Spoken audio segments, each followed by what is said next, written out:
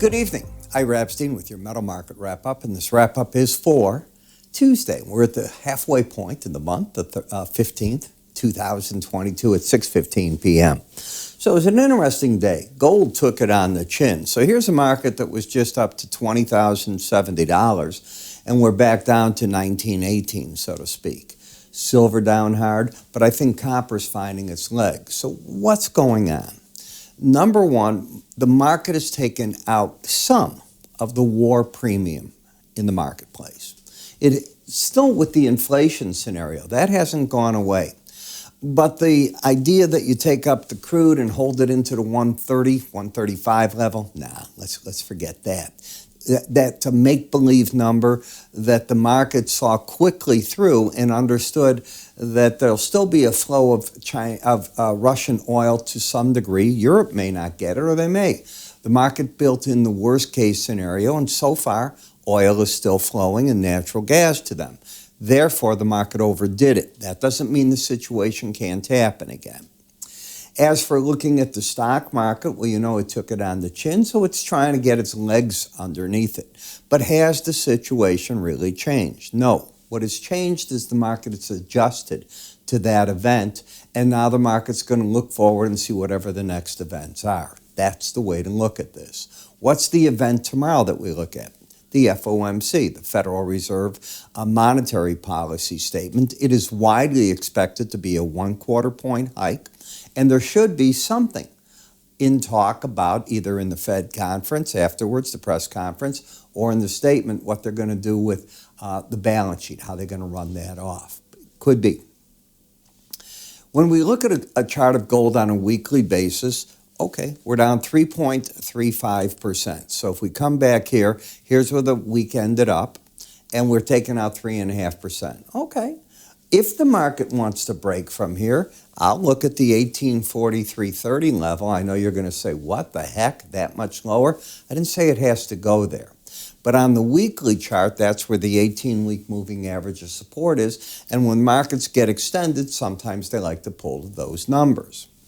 When you go to the daily bar chart, today was fairly important. It was a big break, as I said. You can see how the market has come down hard. You've come from 2078.80 to a low of 1908 today, and this break low took out this low. Now, prior to that, what do? Well, you look to see where the moving averages are, and without today, the market was headed where I said yesterday it might want to test, and those are my words, the next support at 1941.60, but it couldn't hold that break low. And that's what I said in the morning subscriber video. Will it hold that and put in a double type bottom? It elected not to. So now all you have in this chart, and the way that I look at it, is a wild swinging market. Got way up, combination of inflation and the Ukrainian war, way down as we haven't been so far dragged into the war, but the inflation has abated a little bit too. This may have been the peak in inflation. You're going to say, why? Well, wheat prices went up dramatically. They have sold off quite a bit. Oil, which is even more widely used, obviously, has sold off dramatically, 30% or more in price, along with products and so on. So I'm not saying they can't get up there. I'm saying they may have peaked up there, and you'll be looking at those numbers coming down. It depends when we measure inflation and what points and so on it goes through there. Inflation's not measured by the futures market. It's measured by the price at and I think you understand this, the price that the grain millers, as an example, are buying for. The price that when you're buying your gasoline, every state's got a running chart. What are you paying for that gasoline? I can go on and on. That's what it's all measured from.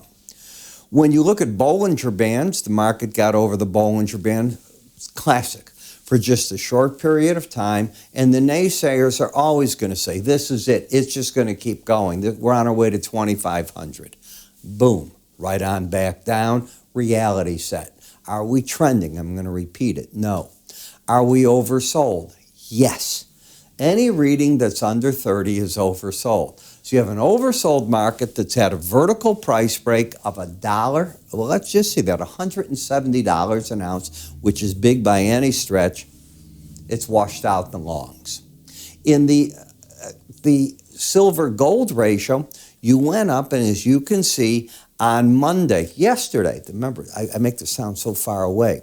You went up to challenge, again, that line in the sand, the 18-day moving average of closes. After you're down a lot, it's not uncommon to challenge that. When you're up a lot, it's not uncommon to come back and challenge.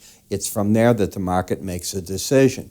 It's giving a chunk of that up already. Well, one day doesn't make a trend, but the market's acting as though that's an important resistance point. Next area for the silver, you've been in a downtrend. You fell back. My bet is that the market's going to find a base right through here against that 18-day average. So let's assume I'm wrong. Then the market maybe goes to the 200-day average, the 100, and the lower Bollinger Band. But I'm betting it's right in here, this whole area that the base will form. And since the market's been in a downslope, I think it'll be closer to that 18-day average. Unlike the gold market, this market is not oversold. But it's also not begging traders to come in and sell it short. Why? Where would you put a stop if you go short against that 18-day average? You're going to risk it up to 26.35 and a half? $5,000 risk? I don't think so. In the copper market, I'd like to see it actually get back to the 100-day average. I don't know if it's going to or not, obviously, but that would be a neat number for it to do. When we take a look here at the platinum, lower highs, lower lows, interesting market, probably overdone. Now that the market prior to this is the first challenge of the lower Bollinger Band, the 100-day average. I think it's overdone. I think we'll look back at this in a day or two, and the market will be trying to come back actually inside the band and maybe even get back up very quickly to the 100-day average. Would not surprise me. That doesn't mean it's a buy. It simply means in my jargon, and that's what I want to talk with here, my jargon, that the market being oversold couldn't get right back there. In the palladium market, same thing. Where are we challenging? The 200-day average. I'm not looking for it to go a lot further. I'm seeing an oversold market. So there's a point at which there's a natural point that the market starts looking for support based on not what I think, but the facts. Markets like 200-day moving averages. You saw how it worked right through here and how the market's playing with that. Last in the dollar index, you can see higher lows, higher highs. Do you want a position going into tomorrow's report? Well, you have the embedded reading, which is bullish as can be. You have to decide you go through those reports. If the red line closes under 80, I think you're going back to the 18-day average. As long as that doesn't happen, I think you're challenging the 100 level again. We'll see if I'm right or wrong. So each morning, and I've told you this over and over, one of the things that I like to do for you is talk the markets. So at about 5:30 in the morning, I start recording. It's approximately that time.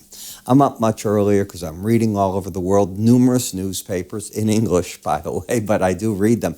I love to watch French TV. I love to watch the other parts of the world where we don't get the American propaganda machines to see what's going on. So you can do that. You can watch a lot of these in English language, too, in case you're interested, or captions at the very least. But I bring you the news. I bring you the ideas as to what's happened in Asia and Europe, and then what to do today in the markets, and I cover a raft of the futures markets. I cover 40 charts. With specific, I want you to buy here, I want you to sell there, and I want you to do nothing. There's a lot of right now, I want you to do nothing, and I'm proud of that. Why? I haven't gotten my clients, knock on wood so far, caught in any of these big events where you can't get out. That, to me, is the key. The worst thing you could do is take on a risk you can't manage. It can happen. We can go to bed tonight with a position and tomorrow something else happens. What if they had hit that train, for example, that was carrying the heads of state of Poland, Lithuania, other Slav countries? You know, we don't know that something would happen. What would that do? There's just too many wild cards out there right now. But you trade, but you trade with risks you expect, not ones you don't expect. They can happen. Just be careful in all this. How do you find out more about what I'm doing? Because a lot of you are signing up for this now. Just go to our website. Under the word research, everything you need is right there. I'm Ira Epstein. You have a great day.